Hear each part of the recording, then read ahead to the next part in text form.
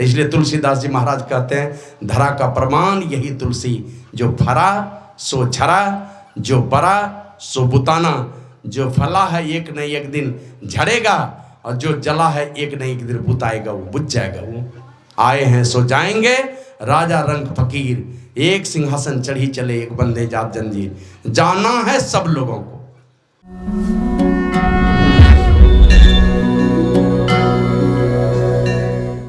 तो उनको समझना चाहिए कि आशीर्वाद दे दिए, तो नहीं हुजूर आशीर्वाद दे दीजिए। फिर बोले अच्छा ठीक है जाओ। तीसरी बार जैसे ढिठाई करके बोले नहीं हुजूर आशीर्वाद दे दीजिए, कुछ नौकरी चाकरी हो जाएगी। गुरु महाराज बिगड़े इतना, जाओ भागो यहाँ से, ठिक्का ले रखा है, सारा दुनिया का ठिक्का ले रखा है अपना, तुम्हारे ऊपर क्या होने वाला तुमको पता है। पहले बेटा का आशीर्वाद दे दीजिए, बेटा का आशीर्वाद दे दीजिए, जाओ भागो यहाँ से। अब वो आए वहाँ से घर और 2 दिन के बाद वही आदमी मर गए। बेटा को आशीर्वाद दिलाने के तो अपने चले गए दुनिया से, क्या अपना ठिकाना नहीं है। आए तो जो हैं बाबा शाही स्वामी जी महाराज कहते थे यहाँ आकर रहे न कोई, जो बड़े सुल्तान थे जा समाये खाक में वो, जो नवाबो खान थे ताज जर्री से जड़े यो, चमकते थे वर्क बस पास में जिनके अनेकों ऐश के सामान थे। 4 दिन नौबत बजाकर अपनी अपनी चल दिए, चाहे बेईमान थे चाहे बाईमान थे, चाहे ईमानदार थे बेईमान थे, सब चले गए, कोई रहे नहीं। अंतिम में और भी बात कहें, ले गए वो नेक नामी कर गए जो नेक काम, ले गए लानत वो जिनसे पहुँचते नुकसान थे। गए तो हैं, यहाँ पर जो भी आए इस धरती पर कोई टिके नहीं है।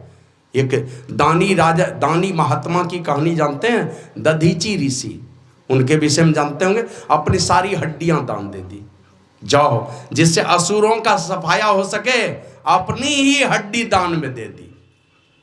अब वृत्रासुर का वध हुआ उनके शरीर की हड्डी से, और रीढ़ की हड्डी से 3-3 धनुष बने थे।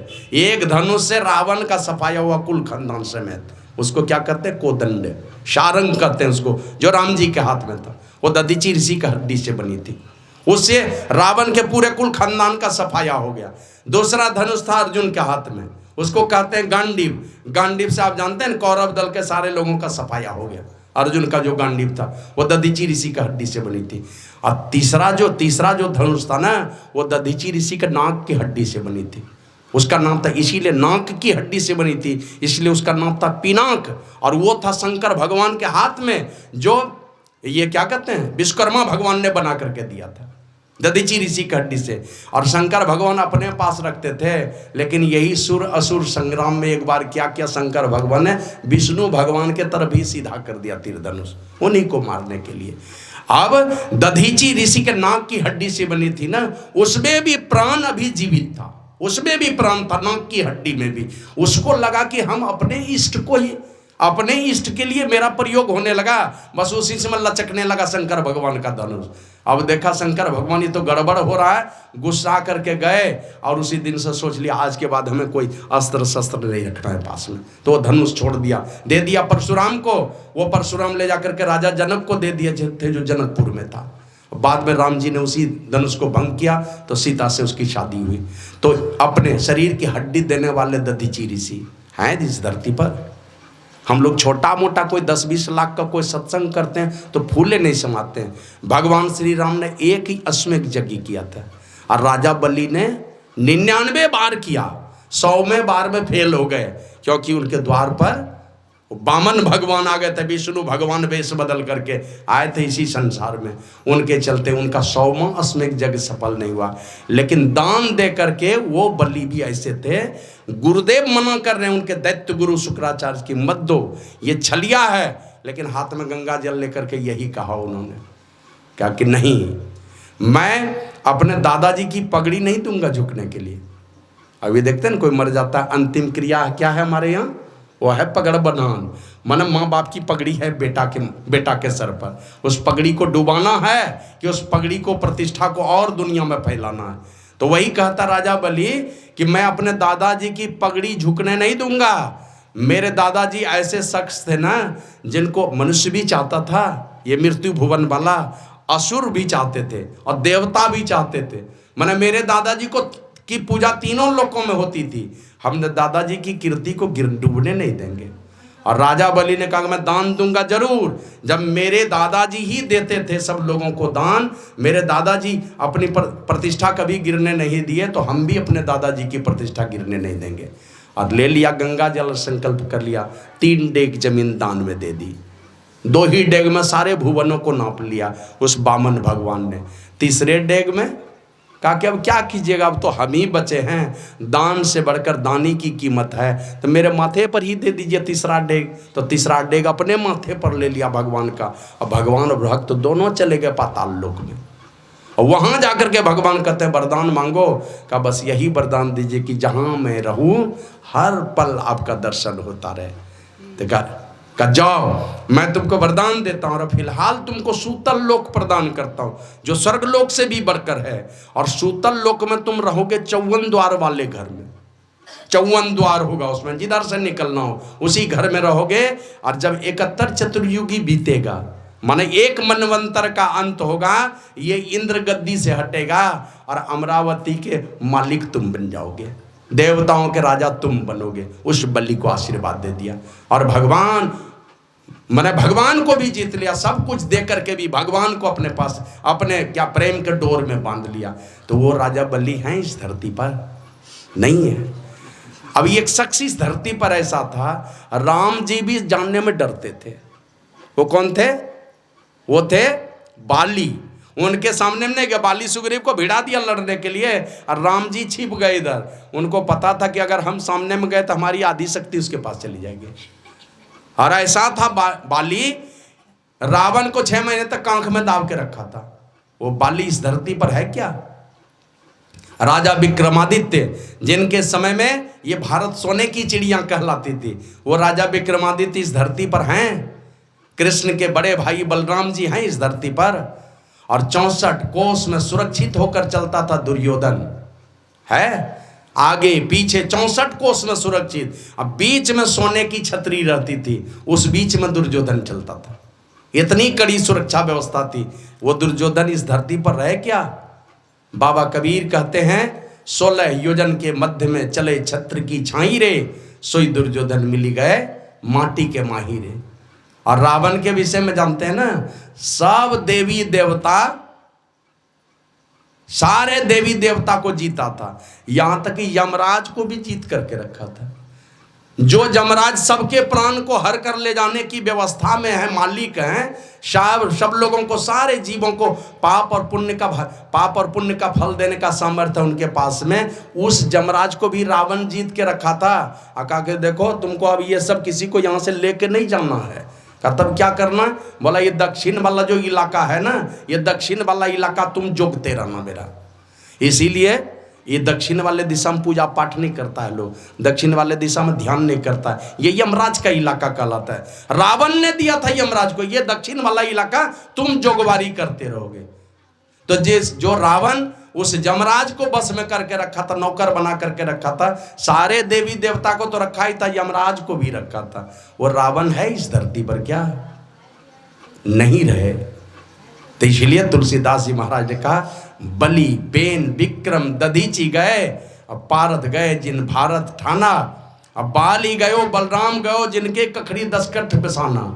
कब बाली गए और बलराम गए, बाली के कांख में कखरी में 10 कंठ, 10 कंठ में रावण, 10 कंठ वाला रावण था। 10 कंठ उनके बाम में 6 महीने तक दब करके रह गया था, बाली के बाम में। और गए दुर्योधन जंग जुड़े 64 कोस में छत्र बिताना। 64 कोस में जिनकी छतरी चलती थी वो दुर्योधन चला गया। तो इसलिए तुलसीदास जी महाराज कहते हैं धरा का प्रमाण यही तुलसी, जो फरा सो झरा, जो बरा सो बुताना। जो फला है एक न एक दिन झड़ेगा, और जो जला है एक न एक दिन बुताएगा, वो बुझ जाएगा। वो आए हैं सो जाएंगे, राजा रंग फकीर, एक सिंहासन चढ़ी चले एक बंदे जात जंजीर। जाना है सब लोगों को। डॉक्टर राम बदन सिंह बड़े ही दयालु डॉक्टर थे। पहली बार जब गए अपनी धर्मपत्नी के साथ कुप्पा घाट, बड़े डॉक्टर थे, तो गुरु महाराज को देख लिए, एक स्लिप लिख करके दे दिए कि ये दवा मंगवा करके खा लीजिएगा। तो उनकी धर्मपत्नी बिगड़ गई।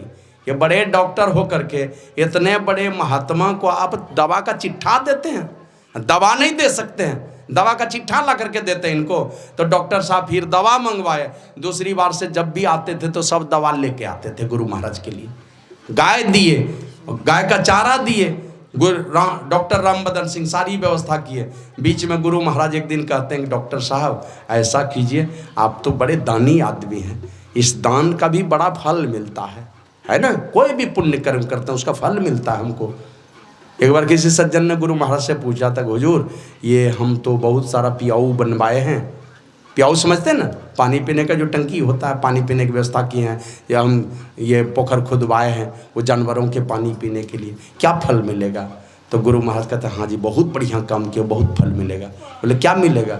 बोले मर करके तुम घड़ियाल बनोगे, मर करके तुम घड़ियाल बनोगे। पानी दान किए तो पानी का लाभ दे देगा भगवान, डूबे रहना पानी में ही।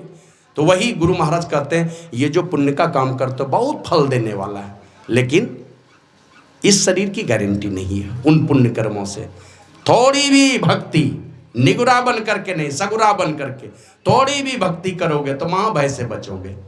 गुरु महाराज कहते हैं दीक्षा लेकर के थोड़ा ध्यान करो, इससे इस शरीर की गारंटी रहेगी। तो गुरु महाराज को समझा के कहते हैं, हुजूर मेरा बेटा मेडिकल कॉलेज में पढ़ रहा है, फाइनल सेमेस्टर चल रहा है, निकलेगा तो बस डिग्री लेके निकलेगा, हम दिन रात आपकी सेवा में लगे रहेंगे।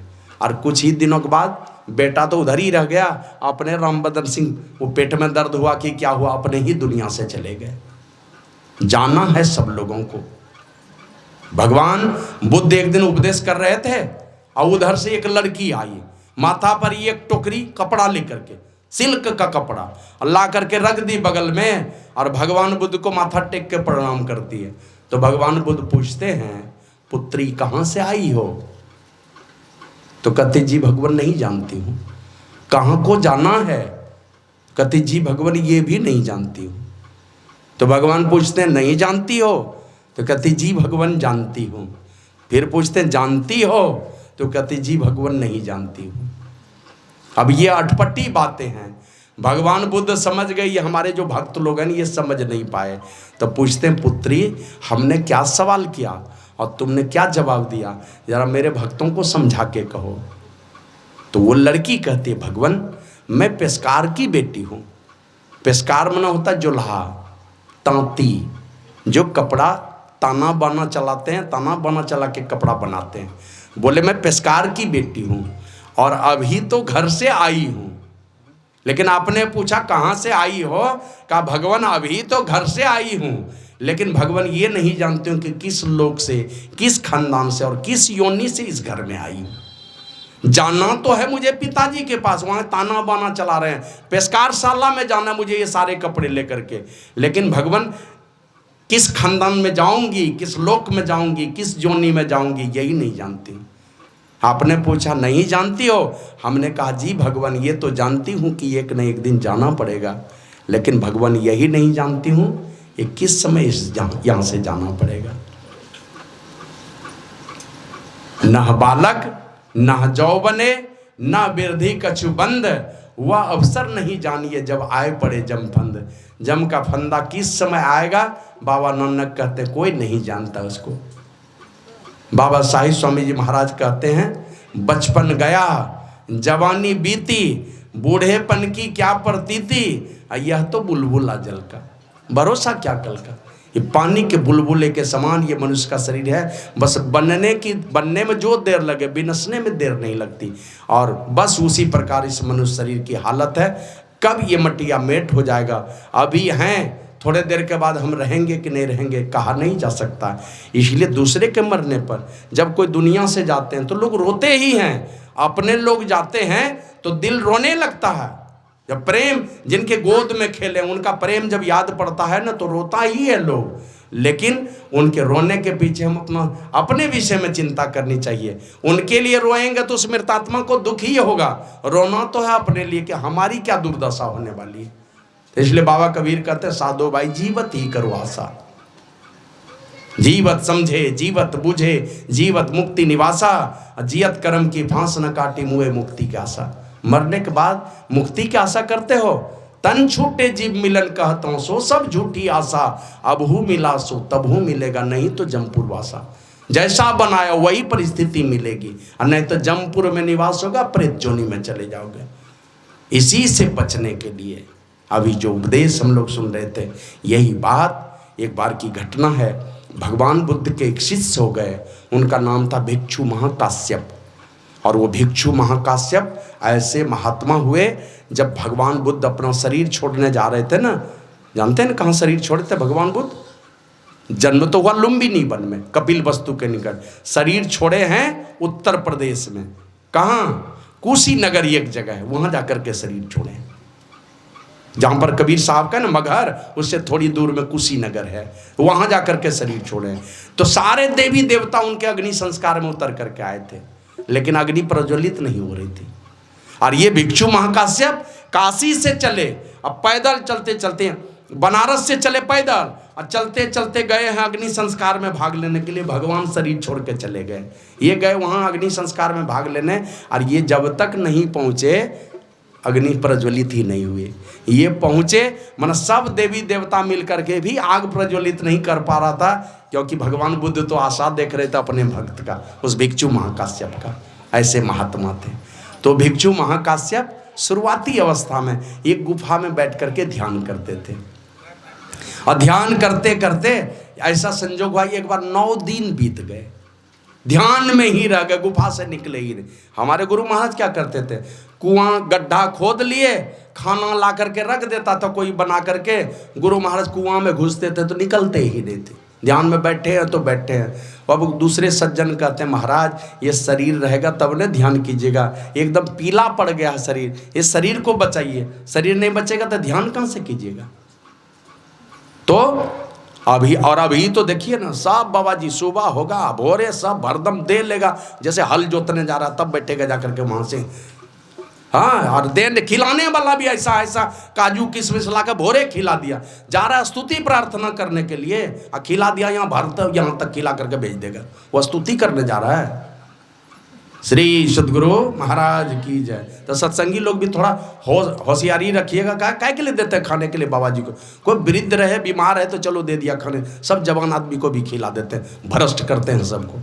तो गए वहां से निकले और जा रहे थे, 9 दिन के बाद गए, रास्ते में एक छोटी सी कन्या ने देखा उसको, दौड़ करके आती है, खेत पर वो फसल की जोगवारी कर रही थी, दौड़ के आई।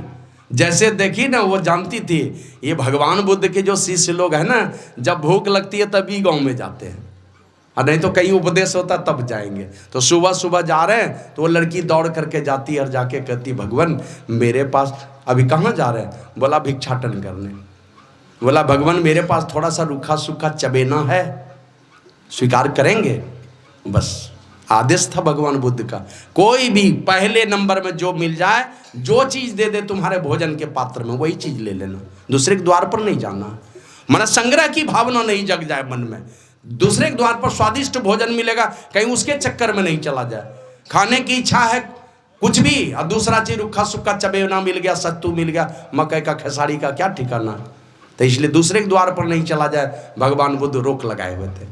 तो उसी लड़की से ले लिए वही रूखा सूखा चबेना, समझ रहे हैं ना, भुंजा जिसको कहते हैं, वही लेकर के चले आए, गुफा में बैठ के खाने लगे।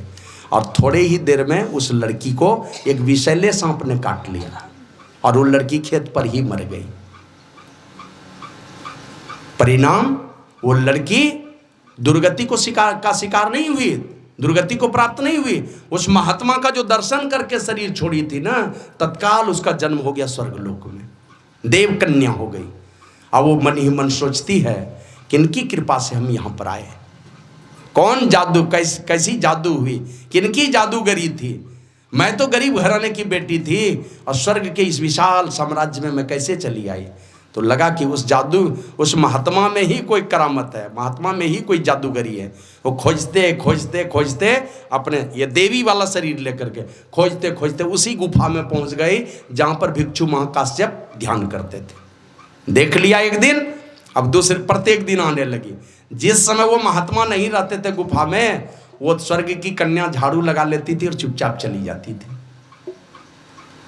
तो एक दिन वो भिक्षु माँ कश्यप सोचते हैं कौन झाड़ू लगाता है मेरे गुफा में, मैं तो कभी सफाई नहीं करता, आखिर झाड़ू कौन लगाता है इसमें। तो एक दिन उसी ताक में बैठे होते गुफा में ही, और वो स्वर्ग की कन्या उसी गुफा में प्रवेश कर गई। अब जैसे प्रवेश करती है, भगवान बुद्ध ने रोका उसको, खबरदार, कौन हो तुम? महाराज मैं वही कन्या हूँ जिसने आपको थोड़ा सा रुखा सूखा चबेना दिया था। आप तो भगवान चले आए यहाँ पर और मुझे एक विषैले सांप ने काट लिया, लेकिन भगवान आपके दर्शन का ये परिणाम हुआ है, मेरा जन्म स्वर्गलोक में हो गया है, मैं स्वर्ग की कन्या हूँ, वहाँ से आती हूँ यहाँ पर, और आपकी इतनी बड़ी कृपा हुई है, इसलिए मुझे लगा ये कुछ न कुछ सेवा तो होनी ही चाहिए।